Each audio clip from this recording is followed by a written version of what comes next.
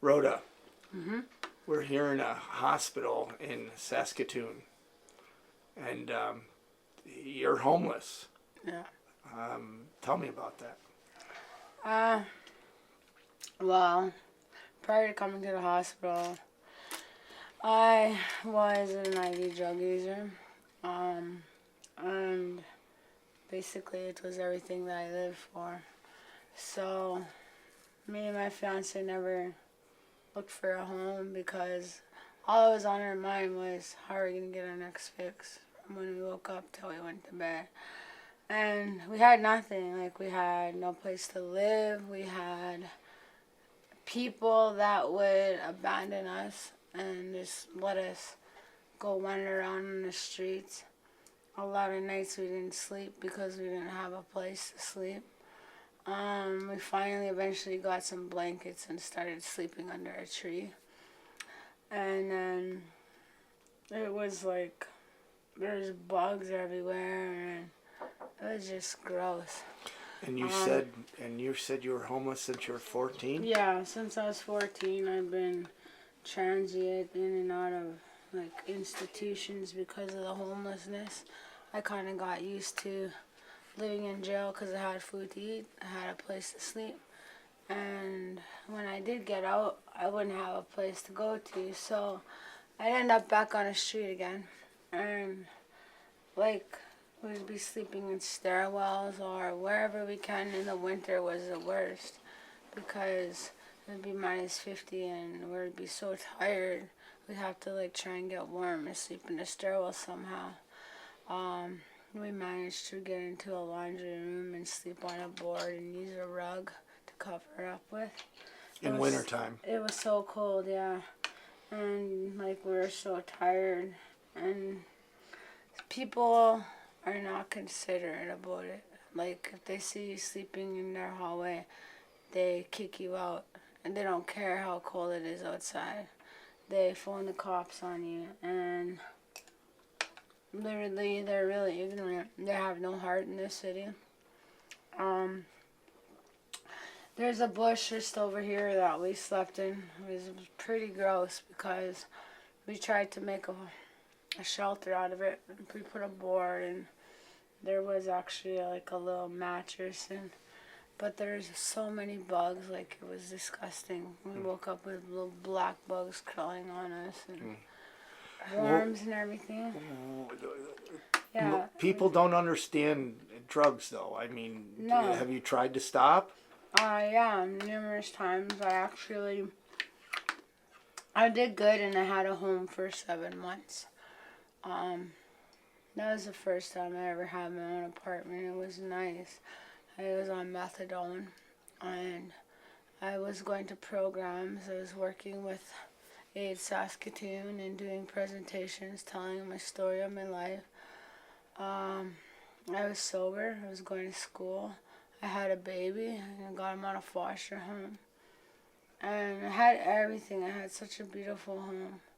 But then everything came crashing down and my son got put back in foster home.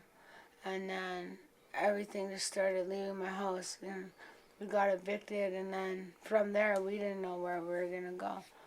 And so we just ended up wandering around on the streets again, living in our bags, sleeping here and there until they didn't like the drug problem. So we eventually just ended up on the streets, having to sleep anywhere, like in a bush and shit with blankets because it was too cold. Now, how long have you been in here? I've been here for 2 weeks now. And why did you come into the hospital? After we got the blankets, we managed to improvise and get a tent. And then from the tent, we managed to get a mattress because we were sleeping on the bare ground.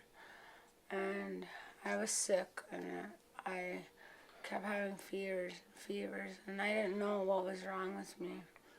My hand got really swollen and I kept having these fevers and I couldn't get up. I was constantly tired. I had a bad cough. My throat hurt and my hand went really, really swollen. And I came to the hospital here And the doctor must have been just being plain ignorant because he knew I was sick, but he sent me home with prescription. Back home being the streets. Yeah, back to the tent. And I was so sick, I couldn't even get out of bed most days. And so everything just kept getting better and better. And my husband asked me to come to the hospital. And me being stubborn, I kept saying, no, just wait, just wait. Well, I got to the point where we left the tent and we came up here over to my auntie's. And she said I looked really pale, and I told her I was hot. And like I was feeling weak, out of breath, I couldn't breathe. And so she took my temperature. She said that it was near almost like a heart attack. Wow. So she phoned an ambulance, and at the time the ambulance got there, everything completely started going black. Like I completely fainted, I blacked out. And I didn't remember the first few weeks, the first week I was here, the first few days because I was so sick. Yeah. So I'm going on my 3rd week now. I'm starting to feel a little better. I'm glad my husband's here with me because like we've been through everything together. And the first week he didn't know he was sick. Yeah, he came in to visit you and the doctor said, no, you're staying. Yeah. I mean, so that's... He ended up becoming my roommate, which was kind of good. But Now, when they say you're healthy enough, you're back homeless. They exit you to the streets. after I leave here, yeah, it's back to the tent or, but we don't want that life no more, so we're deciding to go to live up north with my grandmother. She was in here and she said that we can stay at her house so we can get ourselves together. Awesome. Because I don't want to die. Awesome. And I know if I go right back there, I'll end up dead. Right. And that's not the life I want anymore. Like, I have children. And the things I've been through being homeless, we have to go steal our food, like, from Safeway. Most of the time, we don't get enough to eat. It rains on you, and you get so cold, and it's horrible. Nobody should have to be homeless. Exactly. You just don't know what to do. Like, you feel so lost, and just feel so like nobody cares, Well, if you had 3 wishes, what would they be?